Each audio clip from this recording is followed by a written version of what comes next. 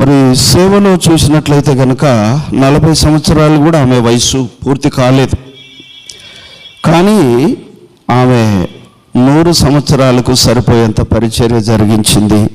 నేను చూసిన దాన్ని బట్టి సాక్ష్యం చెప్పగలను.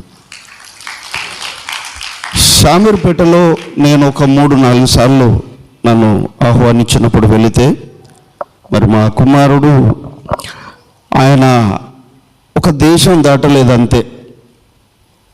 దేశం దాటితే అంతర్జాతీయ ప్రసంగికుడు, ఇంటర్నేషనల్ స్పీకర్, అదొకటి దాటలేదు కాబట్టి నేషనల్ స్పీకర్. అనేక రాష్ట్రాలలో ఆయనకు మరి అవకాశాలు ఇచ్చి వాక్య సందేశం కొరకు ఆహ్వానిస్తూ ఉంటారు.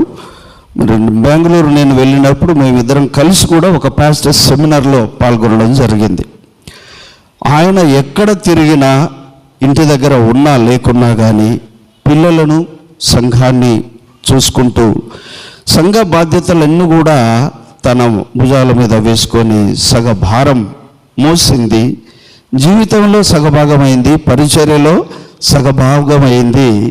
మరి ఇప్పుడు చూస్తే మనకు శరీర రీతిగా చూస్తే కనుక ఆ సగ భాగము లేకపోవడం లోటే అయినప్పటికీ ఇది ఎందుకు జరిగింది ఏమిటి అని ప్రశ్నించడానికి వీలు లేదు. దేవుని చిత్తం అలాగుంటే మనము లోబడవలసిందే. మరి